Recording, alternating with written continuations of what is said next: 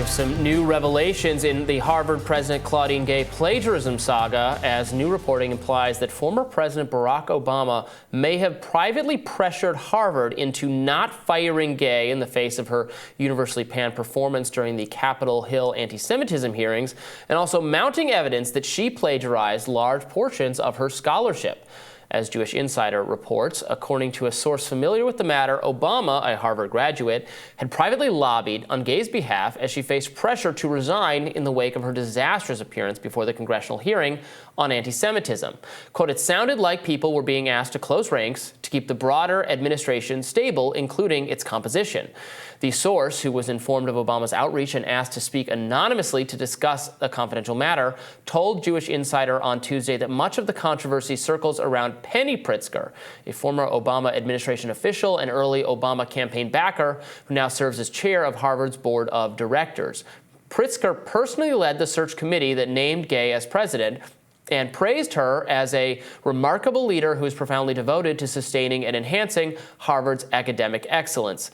Now, some point to her connection with Gay's hiring as a reason for her current silence on the topic and for Obama's personal intervention in this matter. While it has not been confirmed as fact, there are rumors swirling about that Gay might be on her way out. Businessman and commentator Bill Ackerman posted on Twitter last week that he had heard from a source that is reliable but a step or two removed from the situation that the Harvard Corporation has asked President Gay to resign, and she has refused. Gay has apparently said that if she is fired, she will sue. Gay has retained her own counsel. The whole debacle caused former 538 head Nate Silver to comment, regarding both some slow stakes Harvard plagiarism stuff and high stakes COVID origins controversies, it seems like progressives are staking out a position to save face in the short run that's inevitably going to lead to a bigger loss of face in the long run. So, Robbie, what do you think that loss of face would be?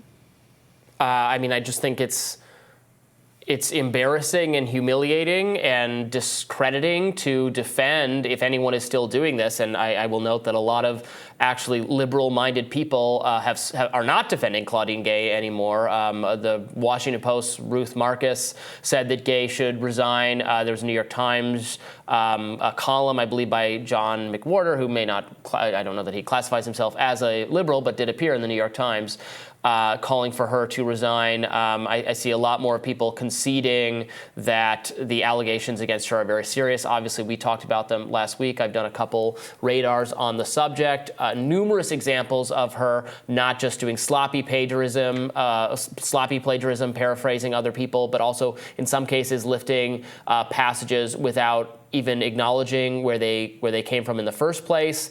The very textbook examples of plagiarism over and over and over again. And it seems obvious that the president of Harvard, one of the most elite educational institutions on the planet, should be held to the same standards as a student who would attend that university. It doesn't have to be instantaneous. They could have a process. They could actually investigate and adjudicate this with rigor. It seems so far the Harvard Corporation board has stood by her, although now we might be hearing privately they might want her out despite President Obama's lobbying, if you can believe that. So I don't know. Do you think, I'll flip the question on its head, do you think protecting Claudine Gay at this point should be a priority for progressives? I don't really think it should be a priority, but I think at this point it has to. If you care about the government intervening in an institution, a university's leadership, many people are very upset about this that have nothing to do with Harvard University. I've never taken a class there. I took classes at Harvard when I was a graduate student. It is not this kind of rampant leftist cesspool of ideas like many members of conservative media have made it out to be. Claudine Gay didn't even say she supports anti-Semitism. She said she finds the statements that were described by Stefanik to be incredibly grotesque. She didn't like them. She said that what she will do as president is protect free speech. We just had Liz McGill resign as president from UPenn after this hearing and the backlash from it because a donor, Ross Stevens, threatened to claw back a $100 million donation. Should presidents of universities be bought and sold by private actors who will not be students at the universities, who are not students at the universities? That is ridiculous to me, that someone with a lot of money can just go in and say, well, I'll give you $100 million if she's out. What does that say about the protection of free speech and the exchange of ideas in our country? That makes me incredibly concerned. So when I think about the kind of backlash Claudine Gay is getting for simply saying she'll allow students to form their own opinion on the matter of Israel-Palestine, I think it would be ridiculous for her to resign over this kind of backlash, especially because it's coming from the same actors who are always trying to say free speech is under threat in the United States of America. So we can have free speech unless it's about Israel-Palestine. I think that's absurd. Well, at no point did I ever call for the government to intervene in this matter at all. I don't think it's a matter for the government.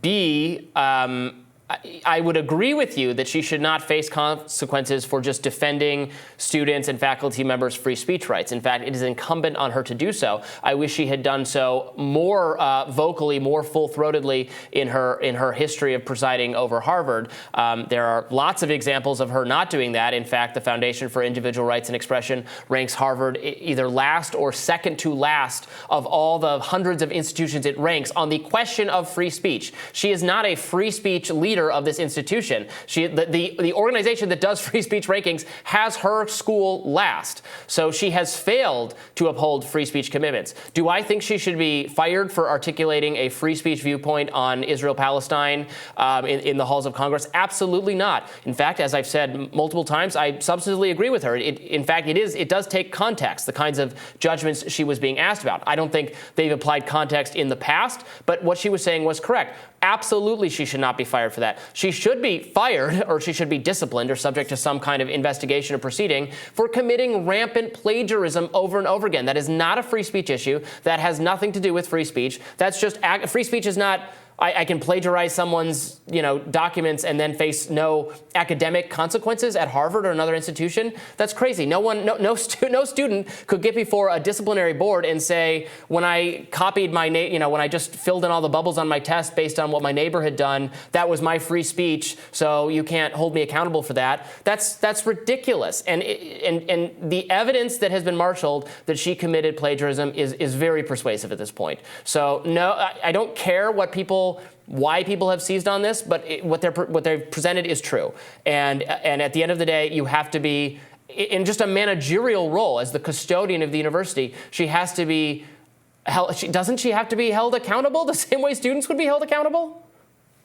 Well, the board at Harvard, the staff at Harvard responsible for looking into things like this looked into it, and they said that they didn't find that that Claudine Gay, the president, violated the code of conduct back in 1997. And so they already went through their internal process. I think they need to borrow my magnifying glass, Jessica. I think they need I'll let them have my detective hat and my little pipe, and they could maybe try to get to the bottom of it a little harder, I think. Yeah. I don't think the problem is they couldn't see the words clearly, Robbie. I think, the problem here is there are so many people. I get that your view is that the plagiarism is wrong and that, someone who commits an act of plagiarism shouldn't be the president of an esteemed university. But I don't know that I believe that what she did was plagiarism in her paraphrasing and her failure to quote. Harvard doesn't believe it either. This is the matter of the university to be settled within the university, and it sounds like they already reviewed her work. What I have a problem with here is that there are many people that don't actually have a problem with the plagiarism directly, but this is what they've got. They know that Claudine Gay is not going to crack down on the folks that say free Palestine at Harvard, on the folks that say from the river to the sea at Harvard, on the folks that recognize that what Israel is doing by bombing refugee camps, bombing schools being used as a shelter, raiding and attacking the busiest hospitals in Gaza, where there are babies that are receiving treatment in the NICU. They raid the hospital and it results in the death of over 40 babies. When we had these kind of false narratives that were proven to have no evidence about what Hamas is doing, but then it's well documented that Israel is doing all of these things, these genocidal acts. They've killed 21,000 people, 8,000 of those children. If she's going to defend people at Harvard saying that, I don't think there's anything wrong with that. But there are very many people that don't want Israel to be criticized that are now attacking Claudine Gay, and they want her to resign because of plagiarism. But really what it's about is that she's going to allow people to criticize Israel at one of the most powerful institutions in the world. And that's why they want her to resign. And so that's why I think it's very smart that she got counsel, because I don't think they have grounds to force her to quit a job that she seems to be doing an okay job.